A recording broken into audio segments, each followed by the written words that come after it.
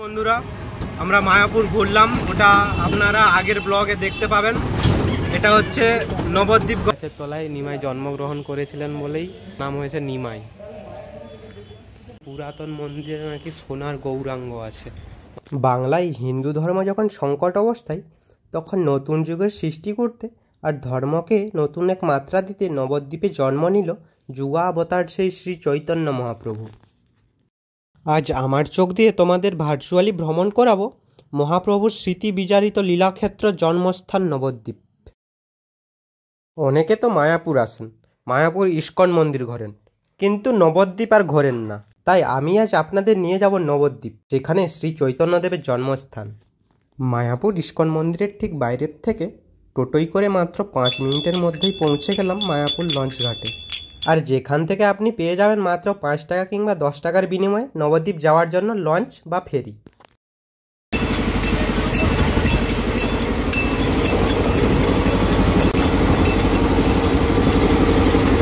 তবে কলকাতা থেকে নবদ্বীপ আসতে চাইলে রয়েছে প্রচুর ট্রেনের ব্যবস্থা।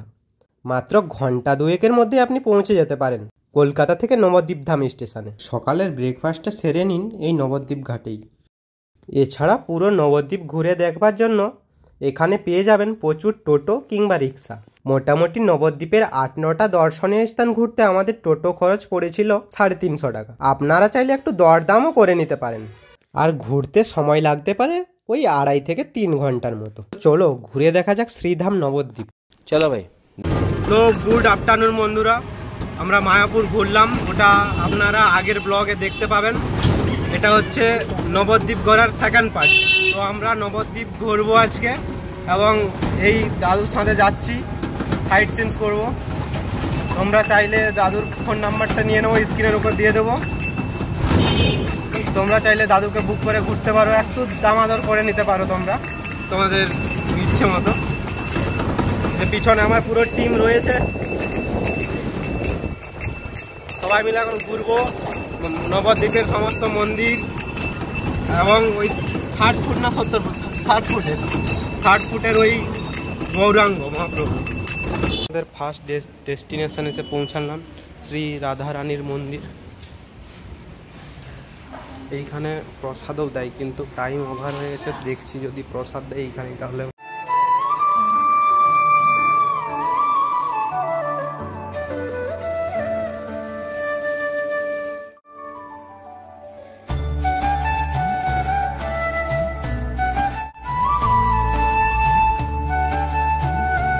তো আজকে আমরা এই নবদ্বীপের রাধারানী মন্দিরেই প্রসাদ খাবো, দুপুরের প্রসাদটা। হেমন্ত এইখানে টোকেন কাটছে।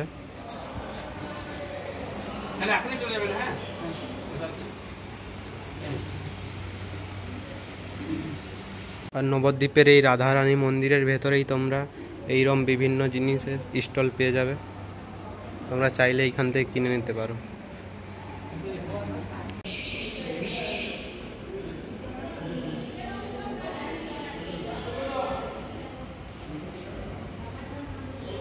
হ্যাঁ হ্যাঁ। তো আমরা এই নবদ্বীপের খাওয়ার জন্য, দুপুরের প্রসাদ গ্রহণ করার জন্য এখানে চলে এসেছে ডাইনিং হলে।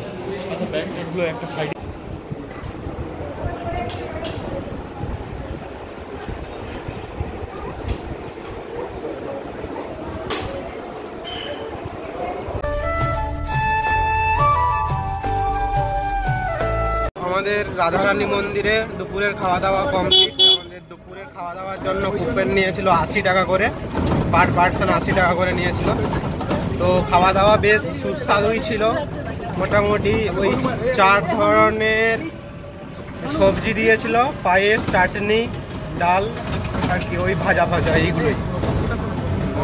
এখন যাব আমরা দ্বিতীয় লোকেশনে। আর আমাদের এই ভ্রমণের প্রথম গন্তব্য স্থান ছিল শ্রীকৃষ্ণ চৈতন্য মিশনের রাধারানীর মন্দির। শ্রী চৈতন্য মহাপ্রভুর জন্মস্থান ও লীলাক্ষেত্র এই নবদ্বীপের আনাচে কানাচে আজও ছড়িয়ে রয়েছে সেই সব ইতিহাস। নবদ্বীপের রাস্তাঘাট বেশ কনজাস্টেড, তাই নবদ্বীপ ভ্রমণের ক্ষেত্রে টোটো কিংবা রিক্সাই বেস্ট অপশান। আর নবদ্বীপের অলিগলি পেরিয়েই আমরা পৌঁছে গেলাম আমাদের দ্বিতীয় গন্তব্যস্থল।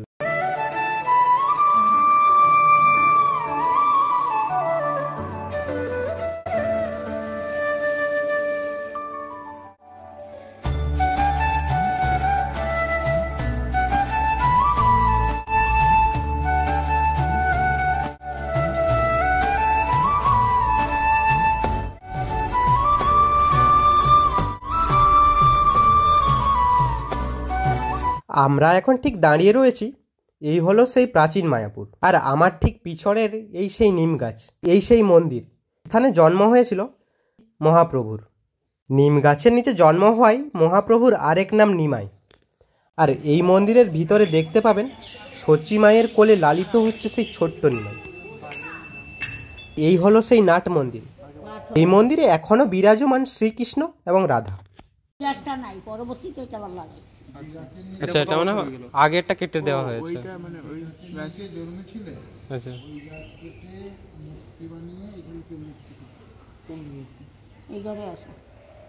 এই টাইমে কখন খোলে এটা? 4টা।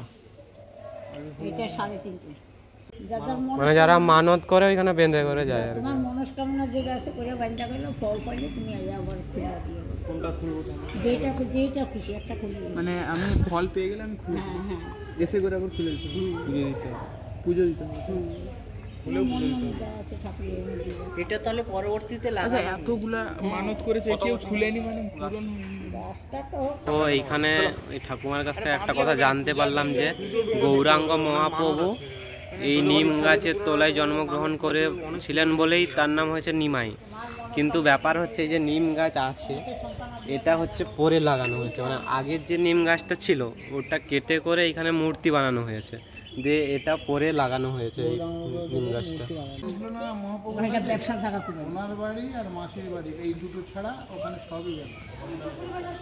মানে মহাপ্রভুর মাসির বাড়ি ওই মায়াপুরে। আচ্ছা আচ্ছা।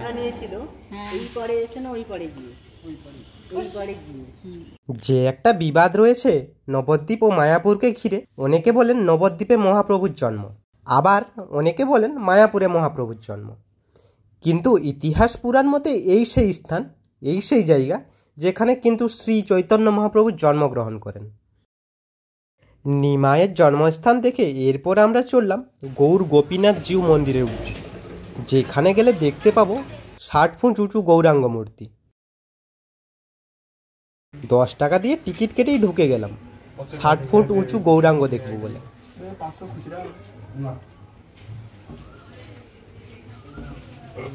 তো আমরা এখন এসেছি ওই 60 ফুটের যে নবদ্বীপের নিমাইয়ের মূর্তি রয়েছে ওইখানকে। তো ভিতরে গিয়ে দেখাচ্ছি তোমাদের। এই যে হেমন্ত টিকিট কাটলো, প্রত্যেকজনের 10 টাকা করে ঢুকতে লাগছে। 5 বছরের নিচে বাচ্চা হয় তাদের কোনো টিকিট লাগছে না। 5 বছরের ঊর্ধ্বে যারা রয়েছে ওদের এই টিকিট একমাত্র লাগছে।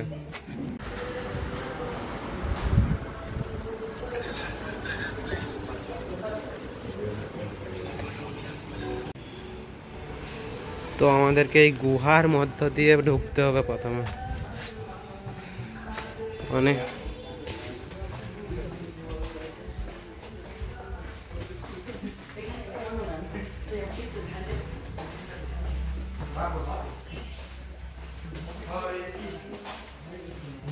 এই গুহাটা কিন্তু এরাই বানিয়েছে। এটা কিন্তু পাথরের না, এমনি জাস্ট ওই ইয়ে দিয়ে তৈরি হয়েছে, প্লাস্টিক দিয়ে বানানো। এটা আর আসছে দেখুন এরা টিম মেম্বার প্রথম নবদ্বীপ মায়াপুর এসে আমরা এই যে ভক্তে পরিণত হয়ে গেছে এখন এরা।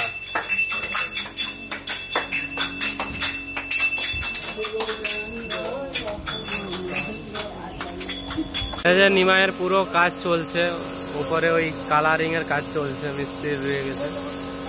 গোটা মন্দির চত্বর জুড়েই চোখে পড়বে ভক্তি ও প্রকৃতির অপরূপ মেলবন্ধন। গুপ্ত বৃন্দাবনের মতো এখানেও শ্রীকৃষ্ণ ও রাধিকা লীলাক্ষেত্রের পাশাপাশি ফুটিয়ে তোলা হয়েছে শ্রী চৈতন্য মহাপ্রভুর জীবনের বিভিন্ন কাহিনীকে। আর এই সব দেখতে রোজ এখানে ভিড় করছে বহু পুণ্যার্থী। তবে এইসবের মধ্যেও এখানের প্রধান আকর্ষণ বাংলা তথা ভারতের সবথেকে উঁচু 60 ফুটের গৌরাঙ্গ মূর্তি করা রয়েছে। এখানে রয়েছে হনুমানজি। এইখানে আমরা একটা বাঁশ গাছ দেখতে পেলাম, মানে গাছটা পুরো সেই হলদে, দারুণ দেখতে বাঁশ গাছটা।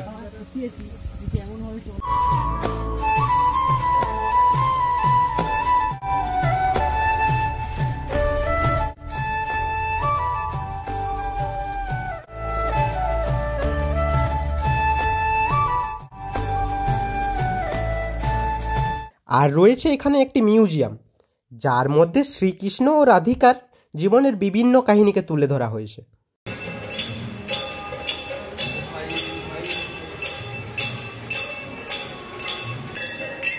রাম সীতা লক্ষণ এই এখানে শ্রীকৃষ্ণ রয়েছে আর তার সমস্ত সখী।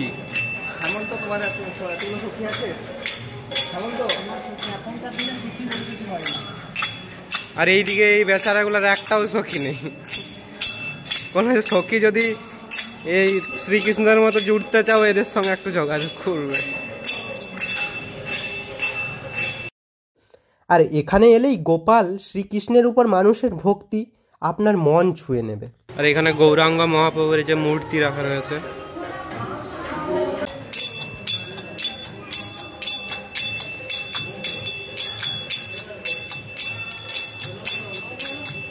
হেভি তাল দিচ্ছি যে রে ভাই।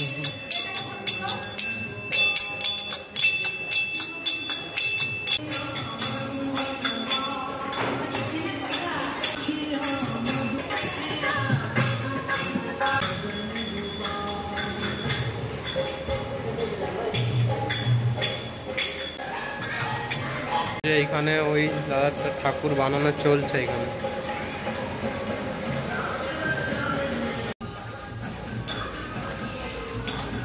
আমাদের এরপরের গন্তব্য হচ্ছে মহাপ্রভুর বাড়ি, যে স্থানে মহাপ্রভু বিষ্ণুপ্রিয়া দেবীকে নিয়ে বসবাস করতেন। সেই স্থানে এবার তোমাদের ঘুরে দেখাবো। আমরা এখন যাব নিত্যানন্দ মিলন মন্দিরে। মিনিট কয়েকের মধ্যেই পৌঁছে গেলাম আমরা মহাপ্রভু পাড়াতে। আর এই গলি বেশ সরু, একসাথে দুটো গাড়ি যাওয়া বেশ মুশকিল।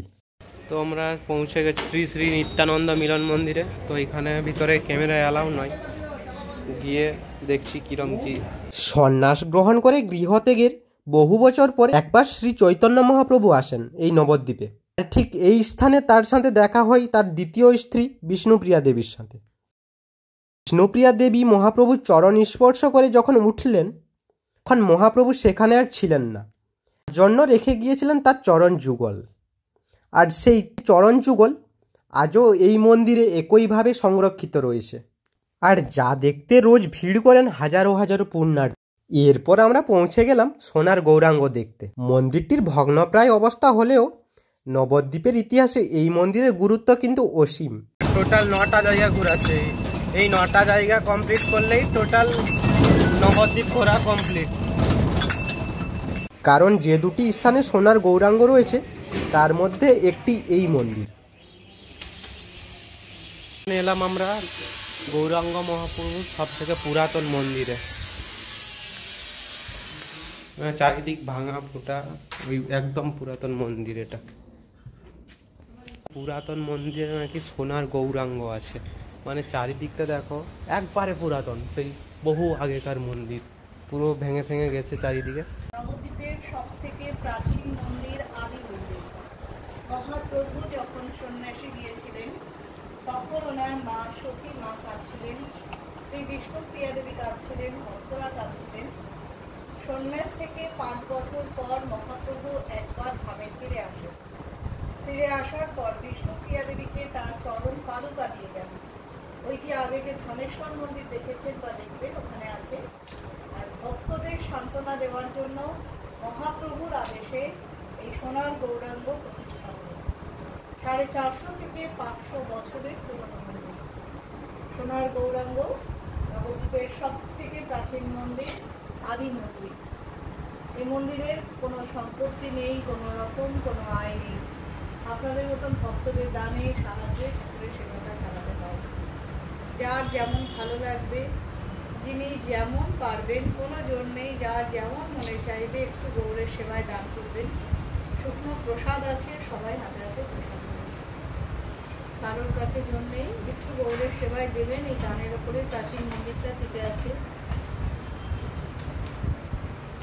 এরপর আমরা চলে এলাম নবদ্বীপের বউবাজার এলাকায় দ্বিতীয় সোনার গৌরাঙ্গ দেখতে। তবে এখানেও ঢুকতে গেলে প্রবেশ মূল্য লাগে 10 টাকা করে প্রতিজন। শ্রী চৈতন্য মহাপ্রভুর একদিকের নাম যেমন নিমাই, মহাপ্রভুকে কখনো কখনো গৌরাঙ্গ বা গৌর বলে ডাকা হতো, গলিত সোনার মতো রঙের কারণে। আর এই হলো সেই সোনার গৌরাঙ্গ।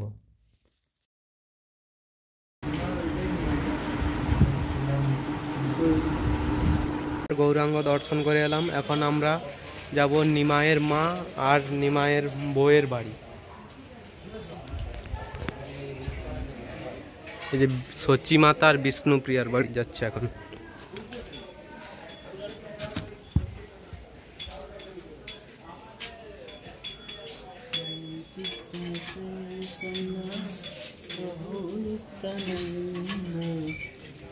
এই যে নিমাইয়ের বউ হচ্ছে যে বিষ্ণুপ্রিয়া, আর নিমাইয়ের মা এই সাইডে রয়েছে সচি মাতা দেবী।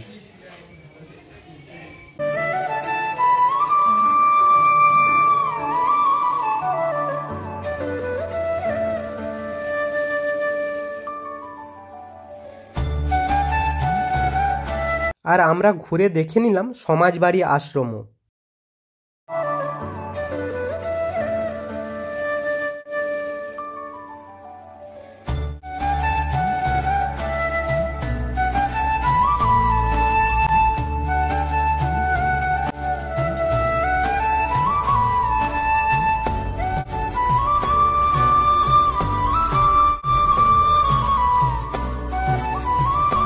মোটামুটি ভাবে আমাদের নবদ্বীপের সমস্ত দর্শনীয় স্থানগুলো ঘোরা কমপ্লিট। লাস্টে আমরা ঘুরলাম গৌরাঙ্গ মহাপ্রভুর পুরাতন বাড়ি এবং সোনার গৌরাঙ্গ রয়েছে সেইখানে। মানে এইখানে এলে একটা আলাদাই ভাইব পাওয়া যাবে। তোমরা অবশ্যই ওই জায়গাটা ভিজিট করবেই, কোনো জায়গা যাও না যাও। গৌরাঙ্গ মহাপ্রভুর সব থেকে যেটা পুরাতন বাড়ি, পুরাতন মন্দির আর কি, ওইখানে গৌরাঙ্গ মহাপ্রভুর সোনার মূর্তিটা রয়েছে, ওইখানে অবশ্যই আসবে। তো এখন আমরা যাব স্টেশনে। বলছি আপনার নাম্বারটা একটু বলুন। 9144 52 10 76। ঠিক আছে। আজ গোটা একটা বেলা আমাদের সঙ্গে তোমাদেরও ঘুরে দেখালাম নবদ্বীপের অলিগলি। সঙ্গে জানালাম নবদ্বীপের বিভিন্ন জায়গার থেকে জুড়ে থাকা শ্রী চৈতন্য মহাপ্রভুর জীবনের ইতিহাসকে। এরপর চলে এলাম নবদ্বীপ স্টেশনে, কারণ এবার যে আমাদের বাড়ি ফেরার পালা। তো মোটামুটি আমাদের নবদ্বীপ ঘোরা কমপ্লিট। আমরা এখন এলাম নবদ্বীপ স্টেশনে। আমাদের ট্রেন আসছে, যাবো আমরা এখন হাওড়া। তো ভিডিওটা ভালো লাগলে অবশ্যই লাইক কমেন্ট শেয়ার অবশ্যই। ভালো থাকবে, সুস্থ থাকবে। তো টাটা, ধন্যবাদ।